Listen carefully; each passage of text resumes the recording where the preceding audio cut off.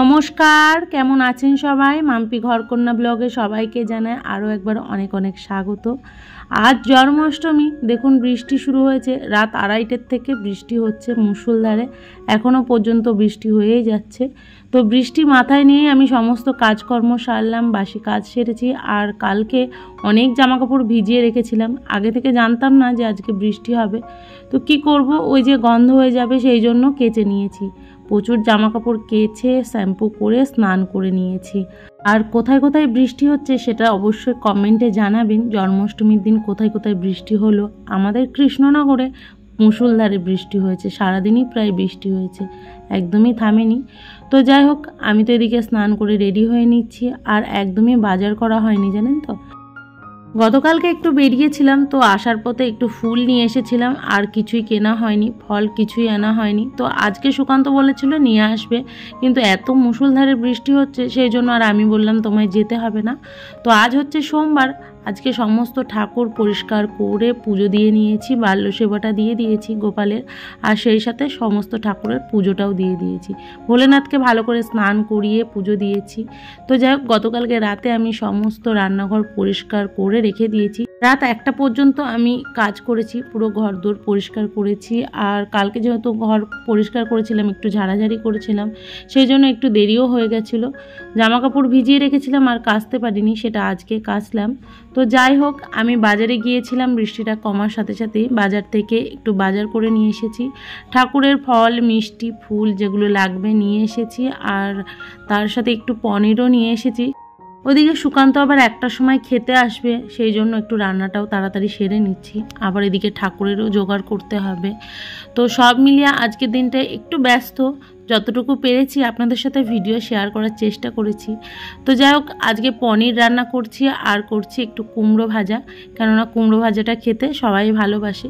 সুকান্ত খেতে আসবে, ওকে একটু খেতে দেবো। ও খেয়ে কাজে আবার চলে গেলে তারপরে আবার আমি সমস্ত কাজ সেরে ঠাকুরের যে রান্নাবান্নাগুলো সেগুলো আমি করব। আর আজকে এত বৃষ্টি হচ্ছে, বৃষ্টি তো কমছেই না। যেই কমেছে অমনি আমি বাজারে গিয়ে বাজার করে নিয়ে এসেছি। আর প্রচুর জামা কাপড় কেচেছি, সেই জন্য মাথায় একটু টেনশন রয়েছে। এত জামা কাপড় কেচেছি, এই যে জামা কাপড়গুলো জমিয়ে রেখে দিয়েছি, বাজে একটা স্মেল হয়ে যাবে, সেই জন্য ভাবলাম কি একটা কমফোর্ট নিয়ে যাই। সমস্ত জামা কাপড়গুলো আবারও কমফোর্টের মধ্যে দিয়ে ভালো করে ধুয়ে রেখে দিয়েছি বলতে ঘরেই মেলে দিয়েছি, বড় ঘরে মেলে বারান্দায় মেলে দিয়েছি। সুকান্ত খেতে এসেছিল, ওকে খেতে দিলাম। রান্নার যে বাসনগুলো হয়েছিল সেগুলোও মেজে ঘষে পরিষ্কার করে রেখেছি। আর আমাদের যে ঠাকুরের গ্যাস ওভেনটা রয়েছে, সিলিন্ডারটা তো গ্যাস ফুরিয়ে গেছে, তো সেই জন্য গ্যাস ওভেনটা বার করে রেখেছিলাম। তো এত বৃষ্টি হচ্ছে, সুকান্ত আর যেতে পারিনি, আর আমিও যেতে পারিনি যে গ্যাসটা ভরতে যাব। অনেকটা দূরে যেহেতু, সেই জন্য আর যাওয়া হয়নি। তো ভাবলাম কি ইন্ডাকশানেই করি। ইন্ডাকশানটা ভালো করে সার্ফ দিয়ে ধুয়ে নিয়েছি, আর একটু গোবর দিয়েও ধুয়ে নিয়েছি। গোবর যেহেতু শুদ্ধ, সেই জন্য গোবর দিয়ে ভালো করে পরিষ্কার করে নিয়েছি। এখন আমি চলে এসেছি ঠাকুর ঘরে। ঠাকুর ঘর বলতে আমাদের ছোটো ঘরটাতেই ঠাকুর থাকে, জানেন তো। তো আবারও আমি গা হাত পা ভালো করে ধুয়ে নিয়েছি, কেননা রান্নাবান্না করলাম, তো ওদেরকে খেতেও দিলাম। আর আজকে জানেন তো, বাবু কিচ্ছু খায়নি, বাবু উপোস রয়েছে। আর আমার বড় ছেলের ঠাকুরের প্রতি একটু ভক্তি আছে, মানে ভগবানের প্রতি ভক্তি শ্রদ্ধা রয়েছে। ও দেখবেন মাঝে মাঝে পুজো দেয়, ঠাকুরকে সেবা দেয়, তো এগুলো আমার বেশ ভালো লাগে। আর ছোট থেকে সমস্ত কিছু শেখা উচিত, আর ছেলেই বলুন আর মেয়েই বলুন, তো প্রত্যেকটা বাচ্চাদের শেখানো উচিত ভগবানের প্রতি একটু ভক্তি শ্রদ্ধা রাখা। তো ও আমার পাশে বসে রয়েছে, বসে বসে আমাকে ভিডিও বানিয়ে দিচ্ছে। আর আজকে যেহেতু আমি ট্রাইপডে ফোন বারবার সেট করতে পারবো না, সেই জন্য বাবু বললো কি মা আজকে তোমাকে আমি ভিডিও বানিয়ে দিই। তো যাই হোক, এদিকে আমি ঠাকুরের ভোগ রান্না করতে শুরু করে দিয়েছি। সেরকমভাবে কিছুই করছি না, যতটুকু আমার সাধ্যের মধ্যে হয়েছে আমি আমার গোপুসোনাকে ততটুকুই দেওয়ার চেষ্টা করেছি। তো এদিকে আমি সুজি করব, সেই জন্য দুধটা জাল বসিয়ে দিয়েছি। দুধটা নামিয়ে নিয়ে তারপরে সুজিটা করব। আর এদিকে তালের যে বড়া ভাজার যে ব্যাটারটা রয়েছে, সেই ব্যাটারটাও করে নিয়েছি। এই প্রথমবার আমি নিজে হাতে আমি ভগবানের জন্য কিছু করতে পারছি। এর আগেও করেছি যখন আমরা এই ঘরে উঠেছিলাম, তো তখন তো মা ছিল সঙ্গে, আর লক্ষ্মী পুজোর সময়ও করেছিলাম। আর আমার প্রথম ভিডিও হচ্ছে লক্ষ্মী পুজোর সময় থেকে শুরু করেছি। লক্ষ্মী পুজো যেদিন দিই সেদিন থেকেই আমার ভিডিওটা শুরু হয়েছে। তো দেখলে বুঝতে পারবেন সেদিনকাও আমি একা হাতেই সমস্ত কিছু করেছিলাম, কিন্তু মা দাঁড়িয়েছিল, বসেছিল আমার পাশে। তো যাই হোক, আজকে আমি তালের বড়াগুলো করছি, প্রথম করছি, কেননা আমি কখনো করিনি, কেননা শ্বশুরবাড়িতে শাশুড়ি মাই করতো আর বাবার বাড়িতে মা করতো।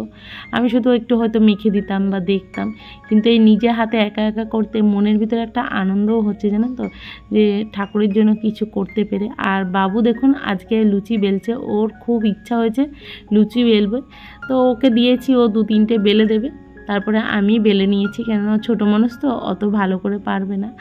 তো যাই হোক, তাও অনেকটা ভালো করে করেছে, তো ও এতেই খুশি। আর ওকে প্রথমে আমি বারণই করছিলাম, কিন্তু কান্না করছিল যে না, আমি গোপোষণার জন্য কিচ্ছু করিনি, তুমি সব কিছু করেছো। তাই খুব বায়না করাতে ওকে লুচিটা বেলতে দিয়েছিলাম। তো যাই হোক, ও 2-3টে বেলে তারপরে আর বেলতে পারিনি, তো আমাকে দিয়ে দিয়েছে। এদিকে আমি লুচিগুলো ভেজে নিচ্ছি, আর আমি এই বসেছি প্রায় 2:30টার সময় ঠাকুরের এই সমস্ত জিনিস করতে। পুজো দিয়ে একবারে উঠেছি 5:30টার সময়, সমস্ত ঠাকুরের ভোগ টোগ গুছিয়ে নিয়ে রান্নাবান্না করে ঠাকুরকে পুজো টুজো দিয়ে উঠেছি 5:30টার সময়। তখন সুকান্ত চলেও এসেছিল। যখন সুকান্ত আসে তখন আমার লুচি ভাজা হয়নি, তখন লাস্ট আমি তালের বড়াগুলো করছিলাম। আর আজকে আমার মনটা খারাপও লাগছে, সোনা আজকে ওই বাড়িতে রয়েছে, সেই জন্য ভাবলাম যে ওকে নিয়ে আসতেও পারছি না, বৃষ্টি হচ্ছে। আর বাবা বলেছিল দিয়ে যাবে, বাবাও আসতে পারেনি বৃষ্টির জন্য। তো যাই হোক, ওর জন্য ভীষণ মনটা খারাপ করছে যে পুজোর দিন বাড়িতে নেই। তো বারবার ফোন করছিলাম যে যাতে একটু বাবা এসে দিয়ে যায়, কিন্তু বাবা বৃষ্টির জন্য আসতে পারেনি। তো আমি সন্ধ্যেবেলায় গিয়ে নিয়ে আসবো। এবছর ভেবেছিলাম দোকান থেকে সমস্ত কিছু নিয়ে এসে ভগবানের সামনে নিবেদন করব, কেননা সুকান্ত শরীরটা ভালো নেই সেই জন্য। তারপরে জানি না কি হলো, ভগবানের লীলা এটাই। ঠিক আমি নিজে হাতে সমস্ত কিছু বাজার করে নিয়ে আসলাম ঠিকই, এনে আমি নিজে হাতে তৈরি করে ভগবানের সামনে নিবেদন করলাম।